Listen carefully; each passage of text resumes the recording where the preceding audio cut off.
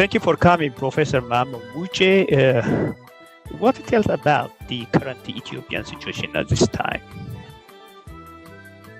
Thank you very much, Professor. my dear brother Gabriel. Always you are very active and dynamic, and very patriotic, and also have very strong moral intelligence, which I really respect. Thank you. I'm so happy when we did the prayers for Ethiopia, and you did very good things by organizing all the people who really we need to participate. Now, the current situation in Ethiopia is a bit complicated.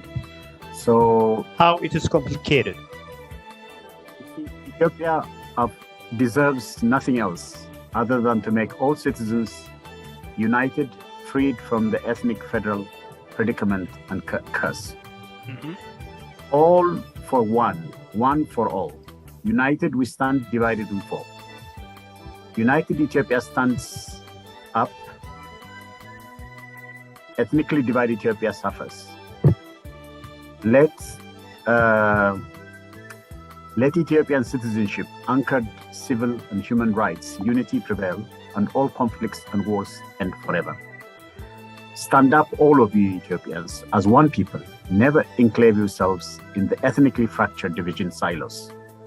Know only you, the one, and one Ethiopian people, ably can make Ethiopia to unite firmly, to keep on, to stand upright together, to deal with any challenge from now on by learning from the mistakes of the 2020-2021 totally unnecessary war, to make Ethiopia never again to be in any war ever. Ethiopia deserves to have leadership with full integrity, honesty, morality, humility, capability, sincerity, to provide, appreciate, and recognize high-quality service to the people as a salary, and not seeking to be served themselves, going for many seeking, by promoting selfish interests that keep creating conflicts and wars without end. So the current situation in Ethiopia, we have the election and we have the crisis in Tigray.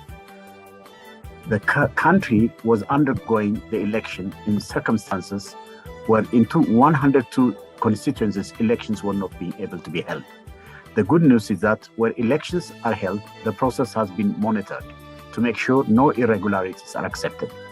If there is a problem, the electoral board keeps getting it redone. There seems to be a commitment to make sure the outcome is a result where there is no irregularity.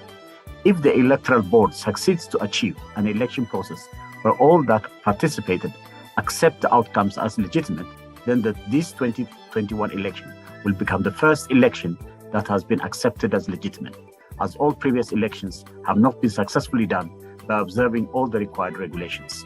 The outcome is still not declared, and the expectation is that the electoral board is doing all they can to make the election outcome legitimate. The electoral board chair is following all the rules, and we appreciate to see such commitment. There is also another recent challenge where one of the Oromo parties declared a provisional Oromo area government. We're expecting all the political parties will promote Ethiopianism and overcome ethnic division. This action taken to create a regime based on Oromo ethnicity is very anti-Ethiopian. There is also claims that the TPLF is working to create a Tigray Republic by creating a greater Tigray Republic, claiming more areas outside current Tigray in the area called the Amhara, and also in even fighting Eritrea. The election has been going on and on as the final outcome is still not declared. And before the results of the election are announced, the government did the withdrawal of the army from Tigray. So far, on the Oromo regional transition, there is not yet a public statement from the government or side. On the whole, the situation is very complicated. The politics is rough and very confusing, and we are all very deeply concerned about how things will evolve given all these contradictory actions by the different self-interested driven political parties and actors in the Ethiopia that should be undertaking innovation in this current explosive digital technology fourth and fifth industrial revolution time. Now, the decision by the government to withdraw the federal army from Mekelle.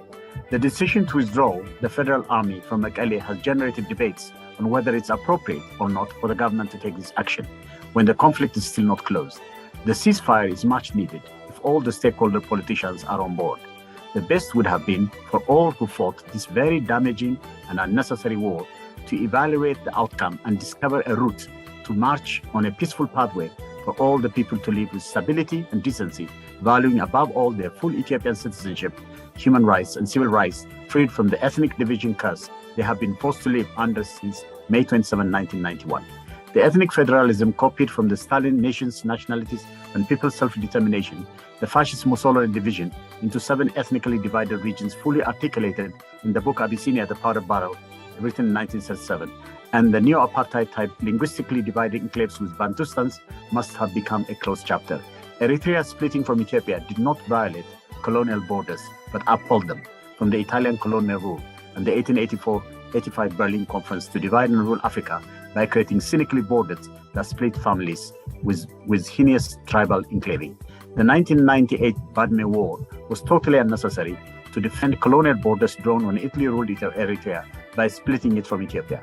Let's all be aware always that Ethiopia is seen by the colonial and imperial powers as a threat to their colonial and imperial project. Ethiopia remaining independent has made all the colonialists that did the imperial divide and rule strategy as if they are always being defeated unless they also weaken and divide Ethiopia. They supported the ethnic fracturing of Ethiopia with the TPLF as part of the strategy to destroy Ethiopia in 1991 in London. Ethiopia to this day is subjected to different vicious manipulations using both internal dividers and external intruders. Ethiopia is still not yet fully freed from this risk, danger, and even onslaught. All the colonized world and oppressed humanity by colonialism should stand with Ethiopia and support her as the struggle of Ethiopia to remain independent has given spiritual strength for all the oppressed humanity that went through difficult colonial imperial history. Ethiopia is all of you, the colonially oppressed humanity, and you are also Ethiopia. Ethiopia living forever is your humanity and dignity flourishing always too. So Ethiopia, that is truly the pride of Africa, has been unfortunately subjected by locally colonially tarnished politicians to fall under ethnic division. Corrupt politicians value money, price, and power. They do not value people and country. The politics that value people in Ethiopia must prevail, and all those who demonstrate truly such values should create the noble political and social culture, treating all citizens as a one and one family, as mothers, fathers, uncles and aunts, sisters and brothers, always and ever. All in Ethiopia, whatever differences they have, must learn to live together with peace and stability, with the practice of deep social values and moral and emotional intelligence. Even those who are not with them must not be seen or be treated to be as if they are against them. Disagreement should not lead to war. Ways must be found to live with peace, even if there's disagreement. There should be always a way to move from disagreement to re-agreement without changing disagreement into conflict.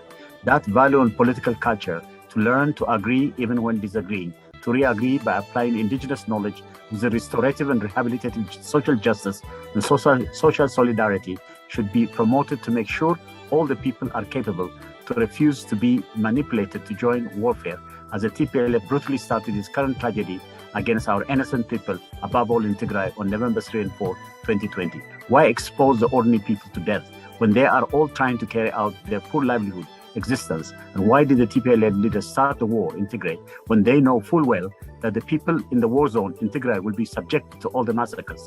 Why did they fail to listen to all the elders advising them not to go to war? They must acknowledge this tragic mistake. If they do, the government should find a way to bring reconciliation, end the conflict and war finally for good. The TPLF leaders that started this war should now learn lessons from the big mistake they made last year and stop going to war ever again, and instead learn humbly to open the opportunity for the people of Tigray to value above all their Ethiopian citizenship. All TPLF and their internal external supporters must value peaceful lives of the people, with no more killing above all else matters more than any power seeking at all. So I look for the earliest possible time for all to enter the peaceful and stable era to create the innovative knowledge, creativity, imagination which fully developed Ethiopia by removing the gravity burden of ethnicity and all the conflicts based on language, religion, age, gender, color, tribe, ethnicity, and all other differences. Let all the people value Ethiopia and the unity of the people, and end all conflicts and wars forever. Okay. Thank you, Professor Mammo Muchie, as always, from South Africa.